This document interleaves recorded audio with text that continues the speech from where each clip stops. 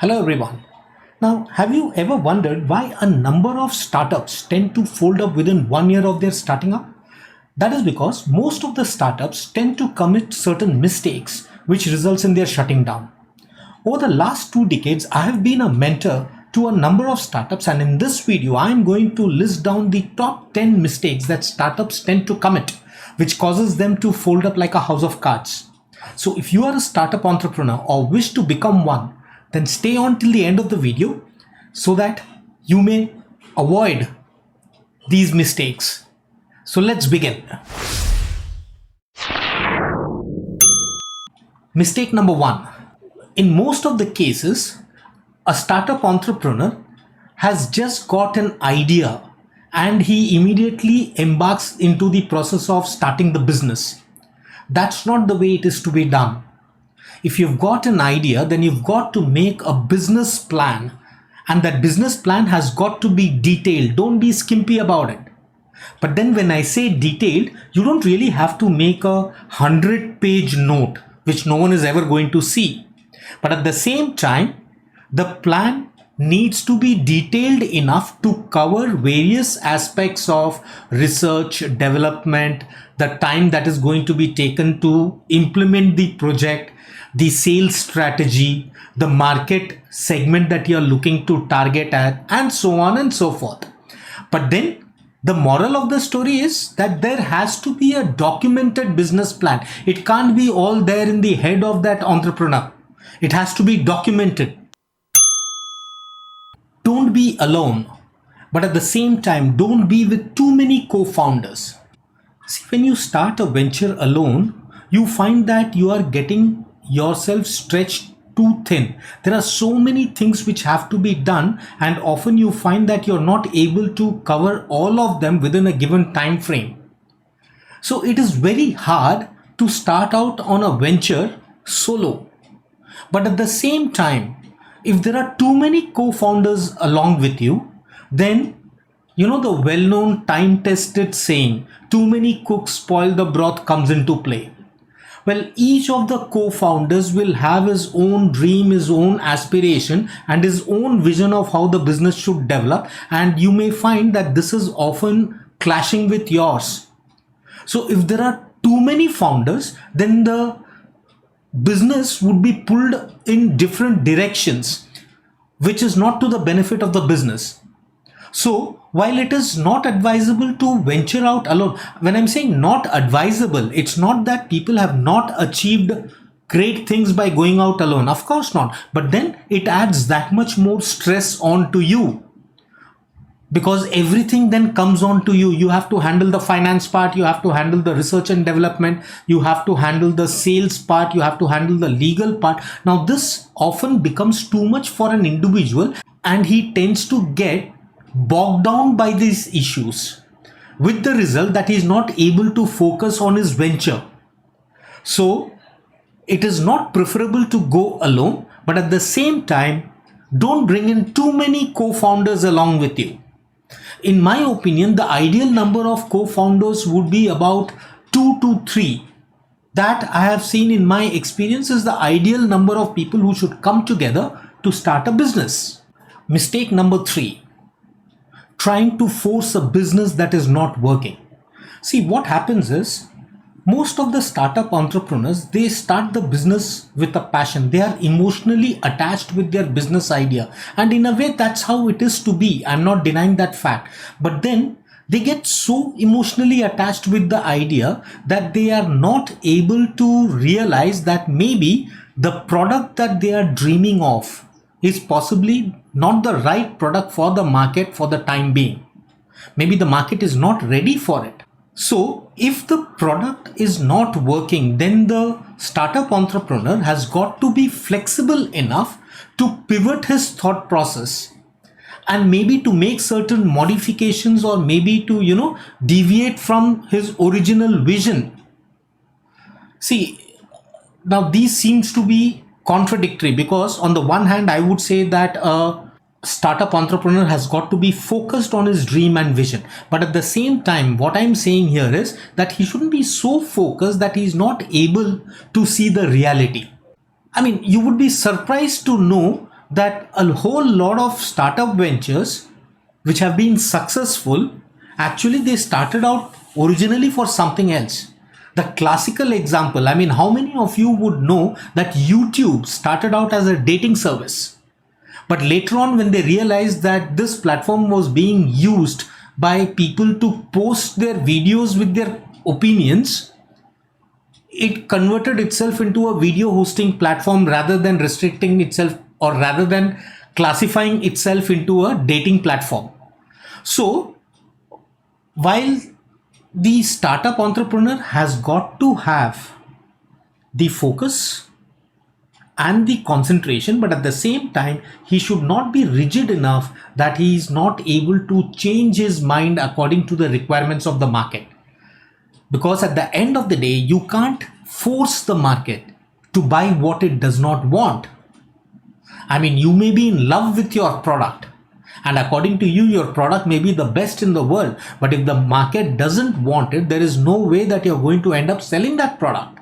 So please do not be too rigid on your views. Be flexible and be ready to innovate. Mistake number 4, lacking focus and direction. See, in most of the cases, what happens is, a startup entrepreneur usually would have quit his 9 to 5 job and he would have started up his venture. Now, when he quits his 9 to 5 job and becomes the master of his own time, the euphoria of freedom takes over. And in this euphoric feeling of freedom, the startup entrepreneur decides to try each and every idea that comes across his way. Because remember, now he has no one standing above him telling him, don't do this, don't do that.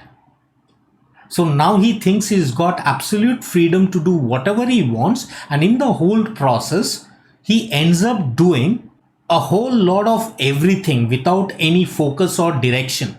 Now this eats away into his time. This eats away into his focus and into his vision. And finally, he would realize that at the end of say 2 or 3 years, he has not developed really anything. While the newfound freedom might be exhilarating, the startup entrepreneur should have the discipline to channelize his thought, his vision, his time into his dream. Otherwise, it would just be a waste of time, effort, and energy. And the startup entrepreneur at the end of 1 year or maybe say 2 years would realize that he's not earning anything out of his dreams, and he would just abandon his vision and possibly go back again to a 9 to 5 job. Mistake number 5, underestimating financial requirements. Well, as a finance professional, I can hardly emphasize enough about this aspect. Now, most of the time, a startup entrepreneur is a technocrat. He has the technical knowledge, but he often lacks the financial wisdom or the financial knowledge. And as a result, he's not able to make a proper estimate of his cash flow requirements. He's not able to estimate his cash burn and the rate of cash burn. And he doesn't make any provisions of arranging for sources from where he is going to meet the cash burn. He's under the delusion that things will happen on its own. Well, unfortunately, my friends, as far as finance is concerned, things don't happen on their own. You have to make a conscious effort to arrange for finance. Money simply doesn't grow on trees. So my advice to startup entrepreneurs is make a proper estimate of your financial requirement for maybe say the next 2 or 3 years. See where are you going to generate your cash from, and see how is it that you're going to spend them, and more importantly the timing of your spend. Because there is no point in saying that I will earn 10 crores in year 2 but I'll spend only 8 crores, therefore I'm okay. No sir, you are not okay. Because if your spending of 8 crores accrues right at the beginning of the year, whereas your revenue realization is at the end of the year, you are screwed. You are in deep problem, my friend. So You have to make a reasonably detailed financial estimate, laying out your cash flow requirements and the sources of cash flows. And while you shouldn't really micromanage, but you should make every attempt to control unnecessary expenditure. So, making a cash flow projection or a cash flow budget is as important a step for a startup entrepreneur as drawing up a design for his product. But unfortunately, most of the startup entrepreneurs, they don't devote enough time to this aspect, and neither do they take the help of expert when it comes to this. They think that, oh, if I can manage my house finance, then maybe I can also handle the project finance. Handling of business finance is totally different than handling your domestic finance. So please ensure that you make a proper budget and estimate of your cash flow requirements. Mistake number 6, not seeking help and not having a mentor or a coach by your side. I have seen a lot of entrepreneurs, when they start their own business, they tend to go on an ego trip. They suddenly seem to think that they know everything about the business.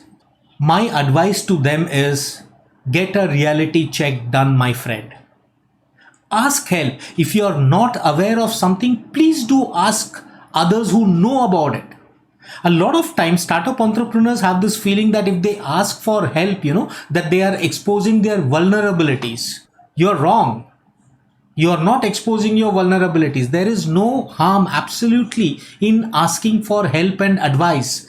In fact, that is one of the key reasons why it is highly recommended that a startup entrepreneur should have a mentor or a coach by his side who would be constantly guiding him. This coach or mentor can act as a sounding board.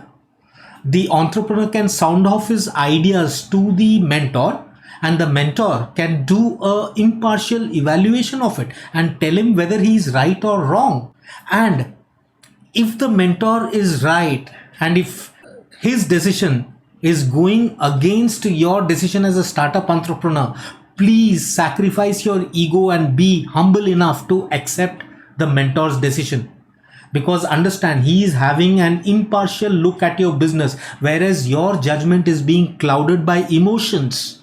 Right? So it is very important for startups to have a mentor or a coach with your side who can constantly keep guiding you along the right path. So do not hesitate to ask for help or advice. And also remember, when you become successful, do not hesitate to pass on this help or advice to a budding startup entrepreneur. Remember, he is also going to go through the same pains that you had gone through. Appreciate that fact. So, seek the help of others. Have a mentor or a coach by your side. That is definitely going to take you a long way in becoming a successful startup. Mistake number 7, too much focus on product and not focusing on sales. Well, as I have mentioned, in most of the cases, the startup entrepreneurs are very passionate about their idea or their product. In fact, they are so passionate about it that they do not devote time to other incidental activities which are required for the success of the product. And one of the key things which is necessary for the success of a product is sales. In sales, in Hindi, we have a saying, जो दिखता है वो बिकता है. अगर आप उस चीज को दिखाओगे नहीं तो वो नहीं बिकेगा. So if you don't showcase your product in an attractive and sellable manner, the product, irrespective of however good it is, it will not sell. You have to market it. You can't be sitting in a fool's paradise thinking that, oh, my product is so good, so it will sell on its own. Remember, the world is not exactly dying to buy your product. You need to tell the world that this is my product and this is the problem that it can solve for you. This is how it can help you. You need to tell them. You need to educate the world. Only then will world take notice of you. You can't just develop a product and sit at home thinking that the product is so good that the world will take notice of it by itself. That will not happen. So please have a well drawn out strategy for sales and marketing. Again, take the help of experts if required in designing and developing a appropriate marketing strategy for you. Mistake number 8, trying to achieve an ideal product. I have seen a lot of startups fail because they are trying to build a product which is complete in all respects before they launch it into the market. Well, it doesn't happen that way. Nothing is perfect right on day one. You have to first launch a product which is reasonably acceptable and then seek consumer feedback to know the shortcomings of your product, and then as you go along keep improving and innovating on your product. That is how your product will reach a standard of excellence. It can't be an excellent product right from day one. Well, none of the products have reached excellence right on day one. They've all been introduced and then over a period of time they have kept innovating. I mean, if you look at an Apple product which was launched maybe 20 years ago, and if you see the Apple product which is being launched today, you will see that there is a heaven and hell difference. Now, obviously, the features which they are launching now were not there in the earlier product, which means they have improved over the product. So please do not try to launch an ideal product right on day one. See, whether your product is ideal or not, trust me, the world doesn't care a shit about it. The world needs an acceptable product which meets its requirement at that point in time. If you're going to try to build a product which is future ready in all aspects, then well, you may have a product which is future ready in all aspects, but there is no demand for the product right now. I mean, think of it. If I spend my time and energy developing a bicycle which can ride on Mars, well, it is future ready. Maybe 1,000 years from now, people will be riding bicycle on Mars. Who knows? But then is the product going to sell today? No, it's not going to sell today. So you need a product which is acceptable as of today. And then over a period of time, depending on the feedback that you get, keep innovating and improving your product so that you reach a stage of excellence which will then separate you out from your competitor. That is how you attain your market niche. So don't focus too much on making the product perfect. Try to make a product which is acceptable and marketable. Mistake number 9, wrong hiring practices. Now, this is a trap that I have seen so many startups getting into. For God's sake, don't hire people for the sake of hiring. I mean, don't hire people because that makes you feel important. Having 50 people around you telling you, sir, sir, sir, when you walk into the office. Don't go on an ego trip. Hire only if you think it is absolutely necessary to hire, and even then make sure that you hire the people with the right talent. My advice as far as hiring goes has always been, think 100 times before hiring and think 1,000 times before firing, because a hire and fire policy always sends out a wrong signal about your company, and that is not something that you would want as a startup. If you think you can make do with part-time employees, please employ part-time employees. Don't go for full-time. Keep your overheads as low as possible. But make sure when you hire full-time employees or when you hire everyone, they have got the set of talents that you want, or they've got a set of talents that which you don't have. Don't hire people because you think that they will be good yes men. जो आप बोलोगे वो हाँ जी बोलते रहेंगे. You don't need those kind of employees. Remember, having the right employees with you can make or break your organization. The success of any business, and this is true not only for startups, I hope even existing businessmen are watching this. The success of any business depends largely on its manpower and the quality of the manpower.